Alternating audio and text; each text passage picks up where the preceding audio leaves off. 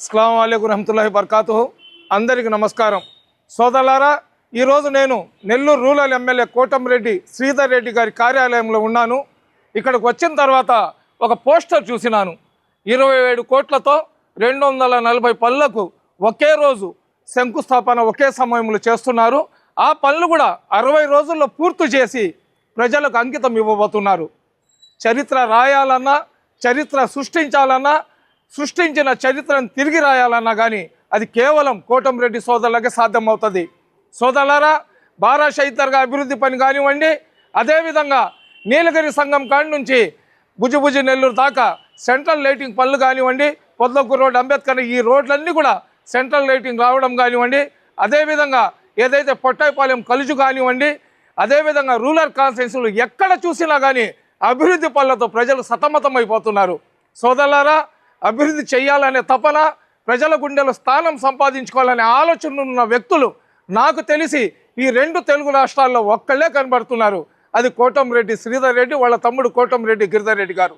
అన్నగారు అనారోగ్యంతో అతను 1 నెల బయట ఉన్నారు.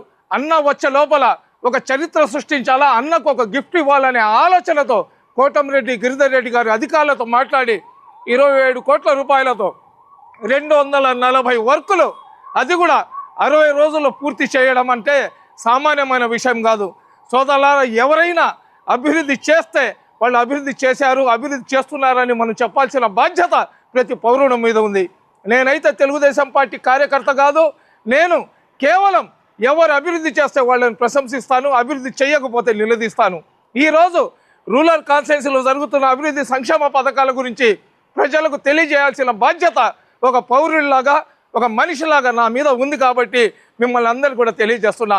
శనివారం రోజు ఉదయం 8:34 సామాన్య ప్రజల చేత దాన్ని ఇనాగ్రేషన్ చేయించి, ఎవరైతే తెలుగుదేశం పార్టీ కార్యకర్తలు ఉన్నారో వాళ్లను ముఖ్య అతిథుల్లాగా దాంట్లో భాగస్వాములు చేస్తున్న ఈ అభివృద్ధి కార్యక్రమంలో ప్రతి ఒక్కరు కూడా కులాలకు, మతాలకు, పార్టీలకు అతీతంగా అక్కడికి వచ్చి మీ చల్లని దీవెనలు, మీ చల్లని ఆశీస్సులు కోటంరెడ్డి శ్రీధర్ రెడ్డి గారికి, వాళ్ళ తమ్ముడు కోటంరెడ్డి గిరిధర్ రెడ్డి గారికి ఇవ్వండి.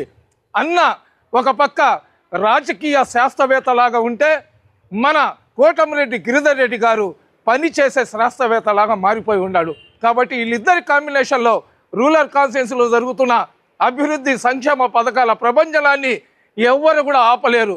ఆంధ్ర రాష్ట్రంలోనే కాదు, తెలంగాణ కానివ్వండి, తమిళనాడు కానివ్వండి, కర్ణాటక కానివ్వండి, కేరళ కానివ్వండి, సౌత్ ఇండియాలో ఇటువంటి ఎమ్మెల్యేకి తగ్గ తమ్ముడు